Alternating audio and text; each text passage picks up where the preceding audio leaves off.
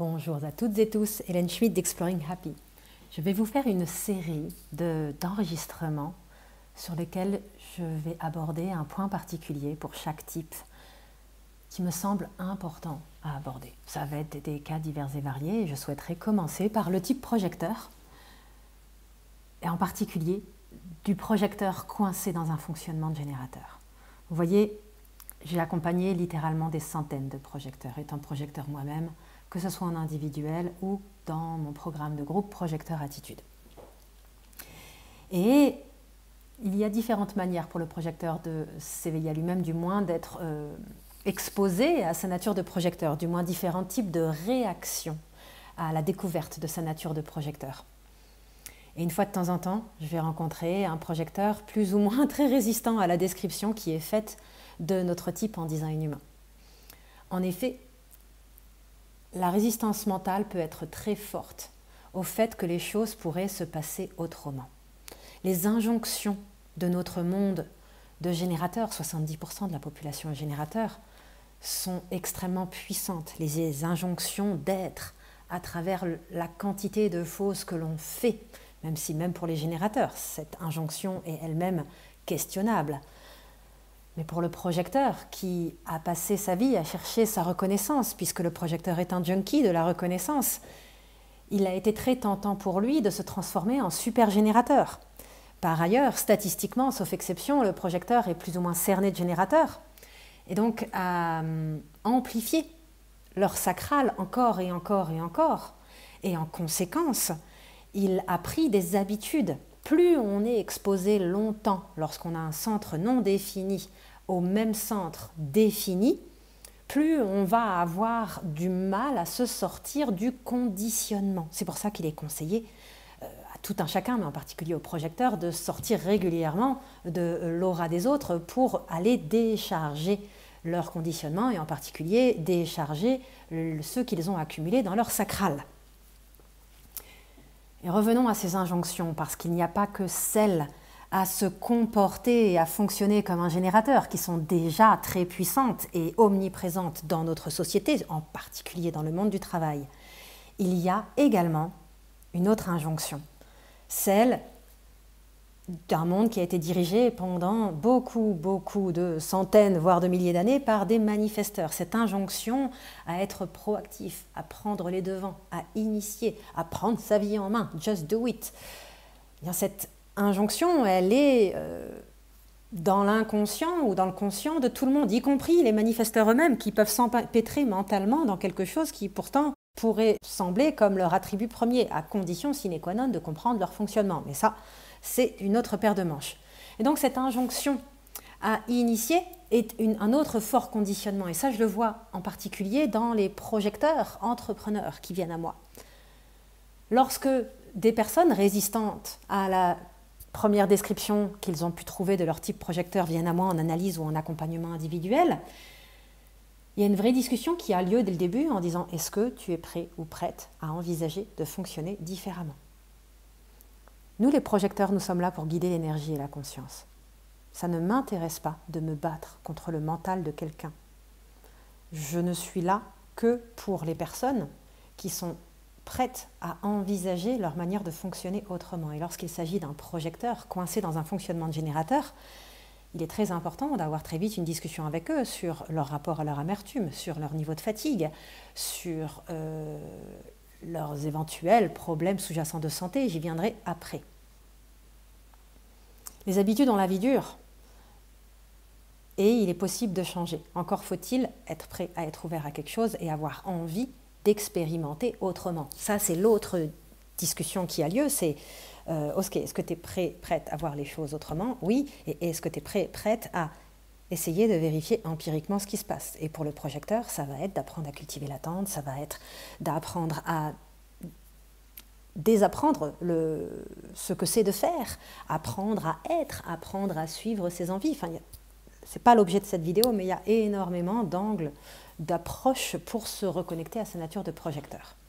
Mais revenons à cette notion d'être non sacral en quête de reconnaissance, donc notre cher projecteur qui a des habitudes fortes ancrées dans un fonctionnement de générateur.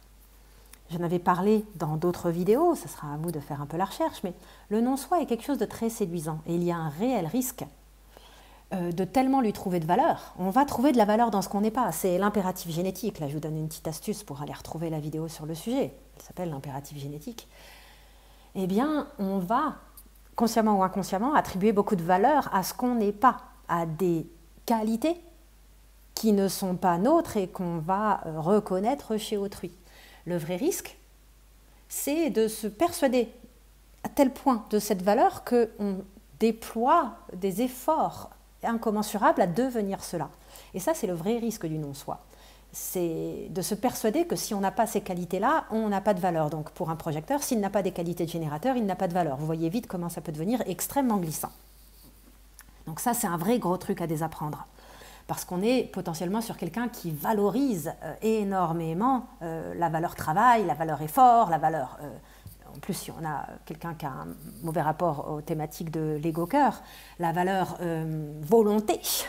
Donc là, on a un cocktail détonnant. Et puis, il y a autre chose qui se passe. Quand quelqu'un s'ouvre à sa nature de projecteur, même inconsciemment, ça vient titiller, ralentir, moins faire, moins être occupé, va potentiellement mettre cette personne face au sujet qu'elle essaye de fuir en étant occupée. Des peurs, des croyances, des aspirations profondes qui ont été refoulées tant bien que mal. Et puis il y a aussi la fatigue qui est enfouie. Et même si elle n'est pas visible à l'œil nu de prime abord, elle s'accumule de plein de manières différentes. Fatigue physique, fatigue morale, mentale, émotionnelle. Ça, il ne faut jamais sous-estimer cela. En 3 à 5 questions, je peux vous démonter un projecteur qui bombe le torse devant moi en me disant qu'il est toujours occupé, qu'il a une vie de générateur et que tout va bien. Parce que l'écrasante majorité du temps, ce sont des gens qui ne veulent pas se retrouver à la réalité de leur murmure ou de leur hurlement intérieur quand ils osent ralentir. Ou quand ils osent commencer à se reposer, faire face à l'ampleur de cette fatigue qui les habite et qui défie la raison, puisque cette fatigue est une lassitude profondément ancrée, qui est sûrement ancrée dans un manque de reconnaissance correcte, en plus d'un fonctionnement incorrect en simili-générateur pendant tant d'années.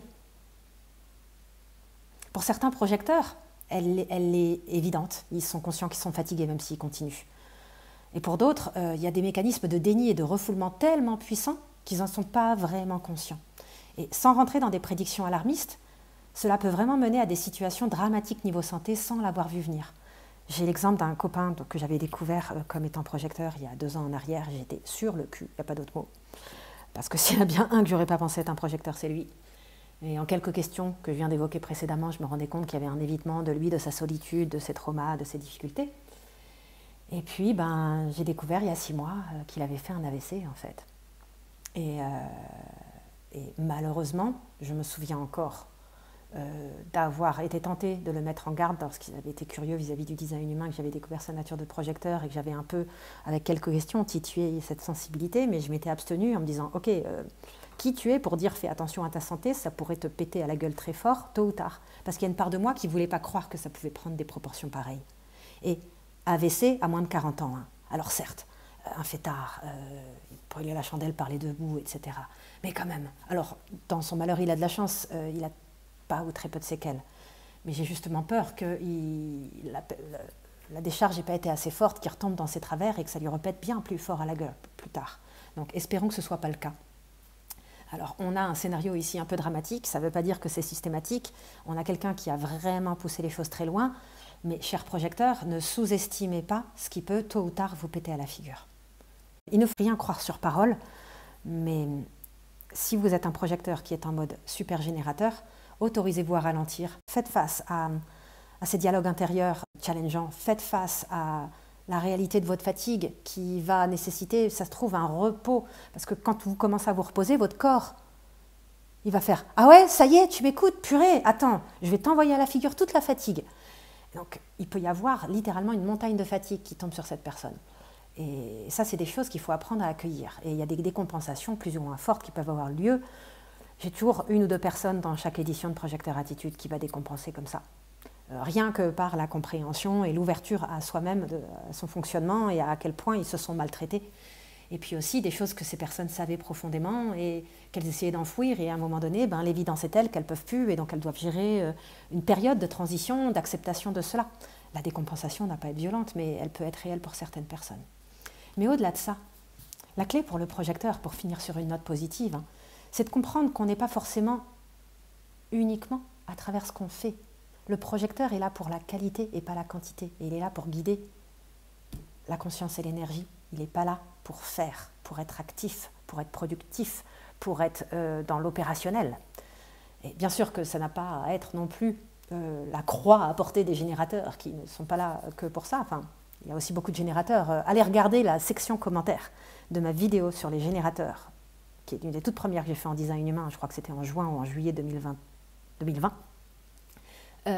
Vous allez lire certains commentaires sont édifiants sur la frustration des générateurs qui découvrent qu'ils sont générateurs en pensant qu'ils sont juste des exécutants, des bénis oui-oui, des ceci, des cela. Non, heureusement, ce n'est pas le cas. Mais donc, pour revenir au projecteur, il s'agit non seulement de défaire le fait qu'on est et qu'on a de la valeur à travers ce qu'on fait et la quantité de choses qu'on fait, non, mais aussi il faut apprendre à redéfinir le faire. Et ça, c'est un chemin fabuleux. C'est un chemin magique. C'est un chemin rempli de soulagement et d'ouverture à soi, mais effectivement pour certains projecteurs, il y aura des gros caps à passer selon l'ampleur de leur conditionnement et de leur détresse.